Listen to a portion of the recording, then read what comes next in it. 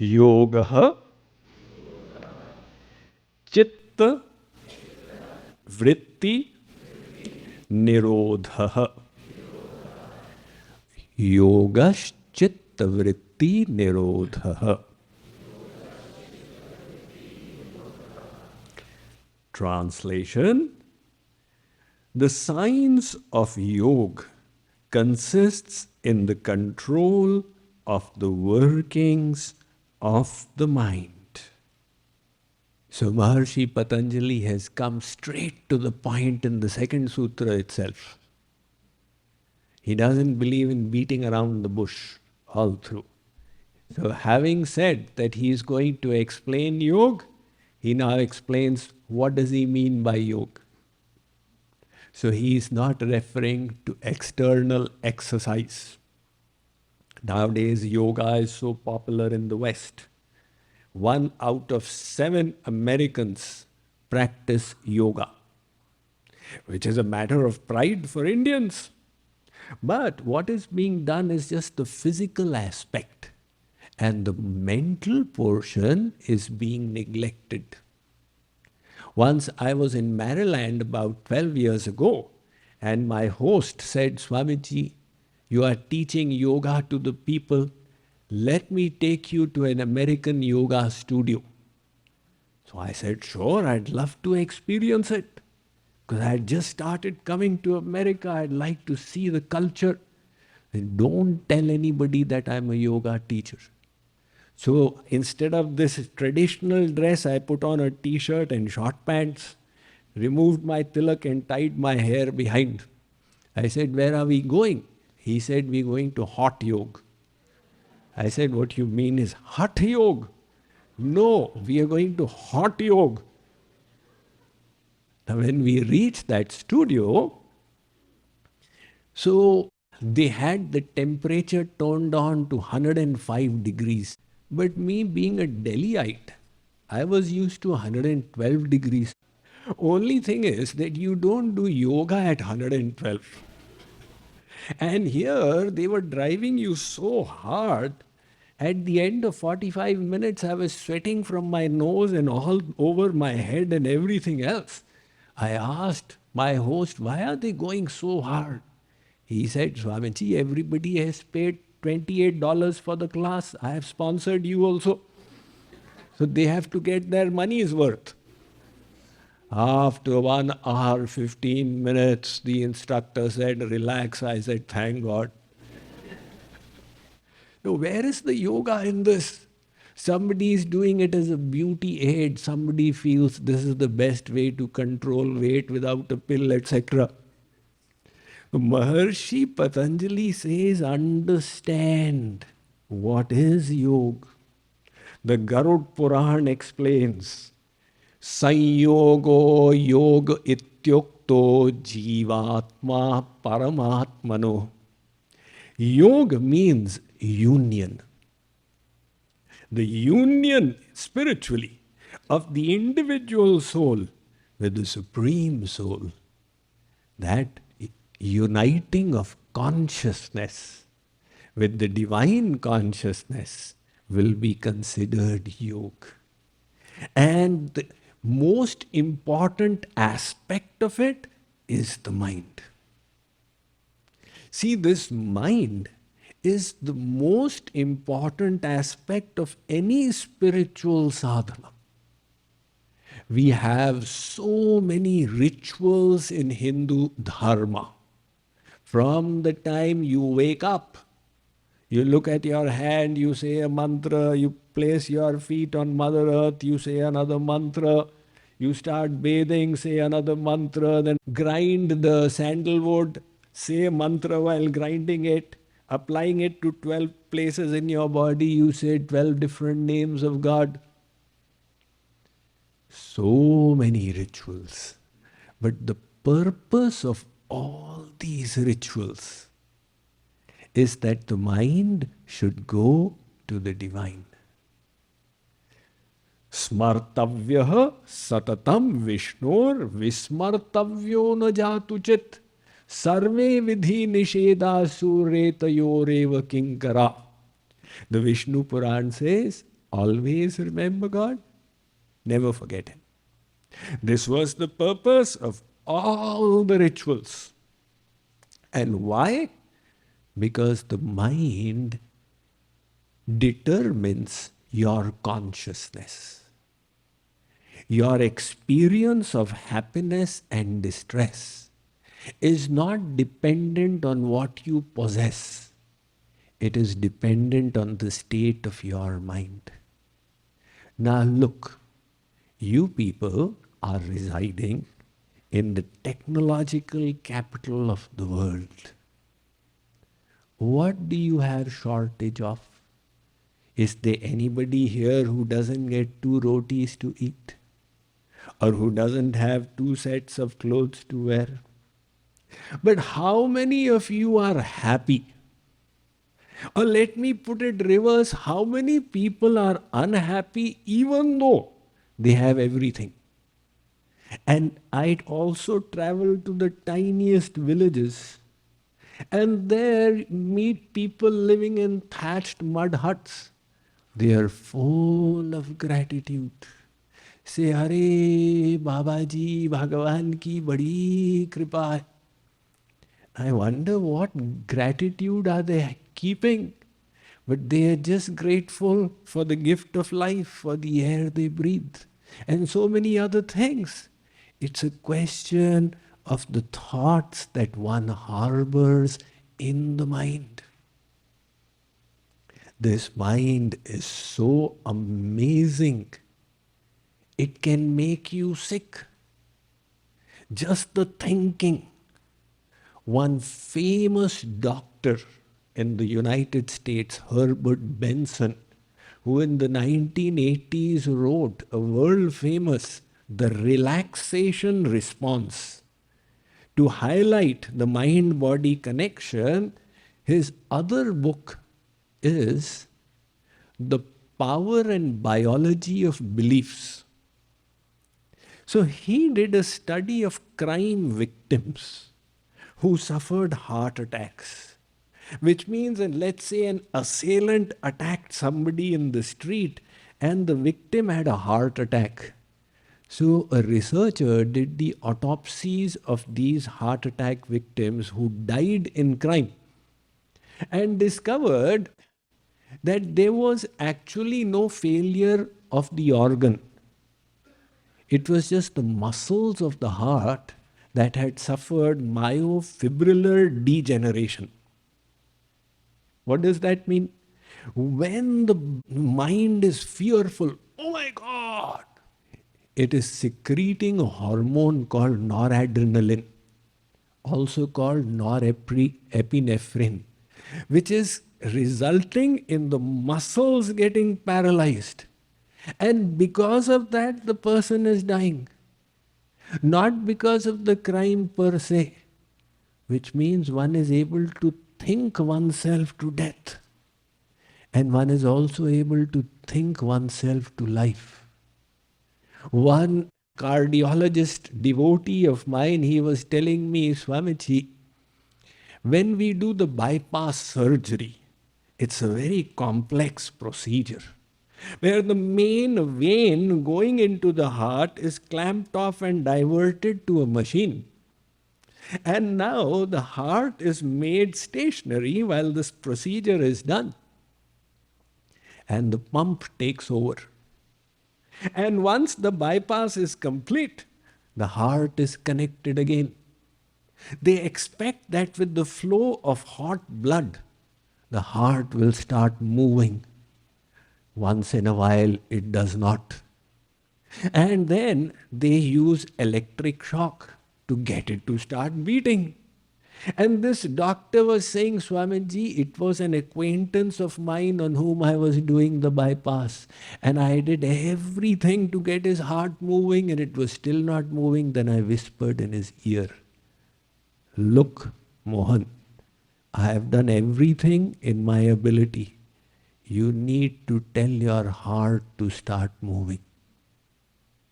And he says, the moment I walked away from his bed, I could hear the bump, bump, bump, bump. It had started moving. This is the power of the mind. It makes you unhappy. It makes you sad. It can even make you sick. And it can even make you well. On the spiritual side, the mind is the cause of bondage and the mind is the cause of liberation. Panchadashi states, Mana eva manushyanam karanam bandhamokshayo. Bondage will be a consequence of your mental state. You may be residing in the Himalayas, but if your mind is stuck in the world, you will get the fruit of the world.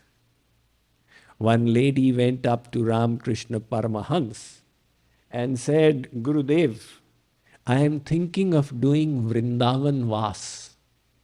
Can I go to Vrindavan? She was a widow. Ramakrishna Paramahans said, you can go to Vrindavan, but your mind is attached to your child who is in Kolkata. So you will live in Vrindavan, but your mind will be in Kolkata. Effectively, you will be residing in Kolkata itself. Instead, it's better to live here and think of Vrindavan. Now we people, we go and do Ganga Snan in the hope that the Shastras say you do Ganga Snan and all your sins will be washed away. So do they get washed away? What about the person who is residing in Prayag itself? Every day bathing in the Ganga. And the fish that was born in Ganga and drank Ganga Jal all its life and died in the Ganga. The fish never achieved liberation.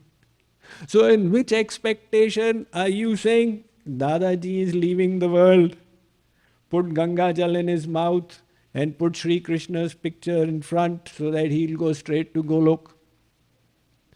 You will say, Swamiji, are these scriptures wrong? The scriptures are not wrong. They are teaching us the physical kriya first. That start the physical aspect. Like parents, they bring their child. Now they're coming to meet Swamiji, they bring their little toddler along. Beta, Swamiji ko pranam karo. The child looks at this menacing face and the beard which looks so scary. Who wants to, is in half a mind to run away, and the parent said no. And they say pranam karo. And the child is not willing to do pranam. So they take the child's head and put it down. Karo. Now the child is really scared. Bah. But the parent's intention is, let us teach the physical kriya first. The bhav will get developed later on. Likewise, the Shastras say that it's okay, you go to the holy places, take holy baths, but ultimately you will realize that the mind is the key to it. Hence, Sant Ravidas said, Jo man changa to kathatit me Ganga. From a spiritual perspective, you are where your mind is. So, the control of the workings of the mind, this is called yoga, as per Maharshi Patanjali. Let's move on. Number 3. Tada drashtuhu swarupe avasthanam. Tada drashtuh swarupe avasthanam.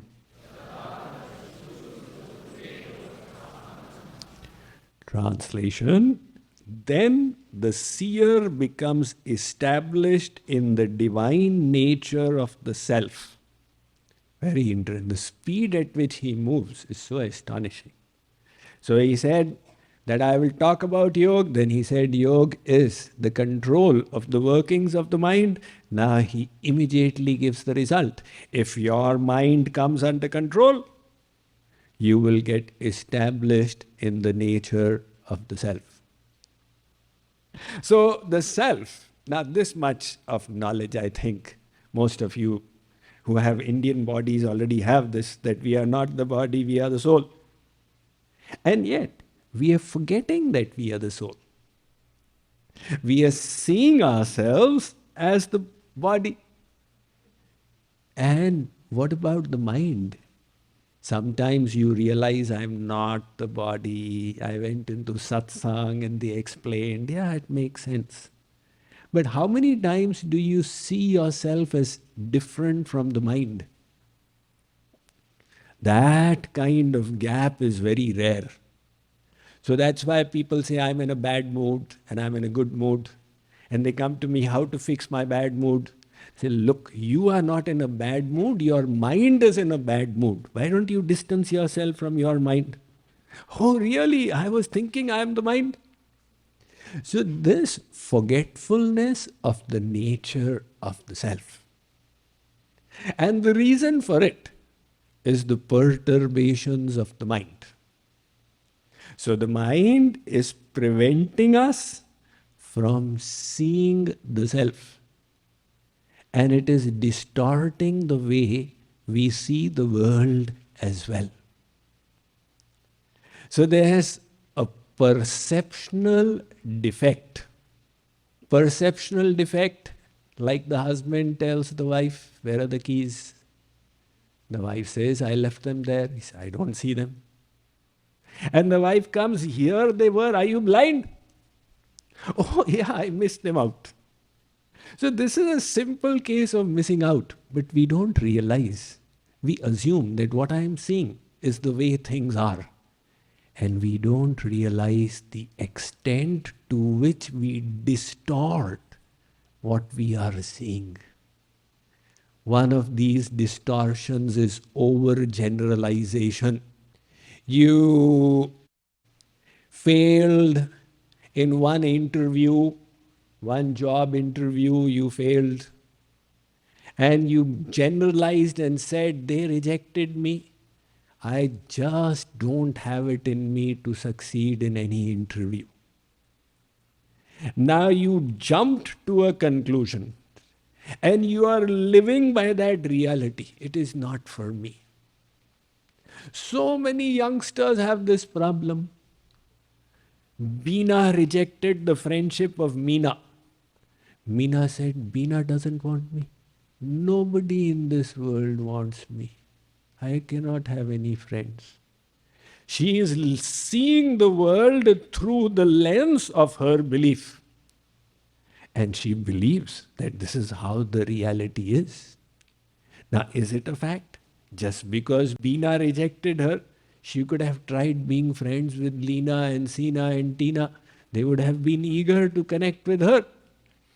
But she created a false belief. Now, do you have any false beliefs? You don't realize it. All of us have millions of beliefs. Because this world is so complex, your brain doesn't have the ability to comprehend and process it right away. So the brain simplifies its tasks by creating beliefs. And these beliefs become the lens through which we see the world. You know that story about the 6-year-old girl who went with her parents to the mountains, and first evening she had gone around on the hillsides. In the morning she said, Papa, can I go by myself? And she went, and Papa said, all right. She looked over the peak and said, wow! And the sound came, wow! And wow, and wow. And she was astounded. Who spoke? So she heard who spoke, who spoke, who spoke. And that annoyed her, and she said, I hate you. And all the hills said, we hate you. Now she was crying, and she went to her parents and said, Papa, the hills are hating me. Papa said, why don't you try telling them I love you? She went, and that was the response that she got. So likewise, the saying goes कि दृष्टि बदलोगे तो सृष्टि बदल जाएगी. This world is the veritable form of God, but we are putting on the lens of our beliefs. And through that lens, we are looking at it and reaching wrong assumptions. It is not in my capacity to succeed. Now it becomes a self-fulfilling prophecy. That's why Henry Ford said, Henry Ford did the amazing thing. He created the steam engine in a car itself. So first of all, the steam engine got created, and he created it in the car itself. So he said that whether you believe you can succeed or you believe you cannot, in either case you are right. Which means your belief will become a self-fulfilling prophecy. The belief will taint the way you look at the world, for better or for worse. So all of us have these beliefs, and we are distorting the reality around us. Now sometimes the distortion is extreme. Sabse bada rupaiya. Happiness is in the dollar. Bhago, bhago, bhago. So everybody is in the rat race. And somebody asked me, Swamiji, you were also in the rat race. Why did you step out? I said, because I did not, if I had won the race, I would have been the top rat. So I did not want to be the top rat. But nevertheless, all these bhrantis or confusions, they are preventing us from seeing the reality. And our scriptures are called Darshan Shastra. Darshan Shastra means they're saying we will show you the truth. We are not going to concoct, we are not going to make up anything, we'll just give you a vision of the truth. That's why they are Darshan Shastra. And now, Maharishi Patanjali says that if your perturbations of the mind cease, if the mind becomes pure and restful and calm and equipoised, if it reaches the state of yoga, what will happen? You will see yourself as the soul. Why? Consider a glass. So you have mixed mud in the water, and that's why you are unable to see through. So put potash alum in it, the mud will settle down and it will become transparent again. Likewise, when the mind comes to peace, you will be able to see beyond the mind, beyond the intellect, beyond the ego, and say, aha, now I am Tattvadarshi. Earlier it was just theoretical knowledge. Now it is coming into realization. So that is what he has said. Imagine in just 3 sutras he has said so much.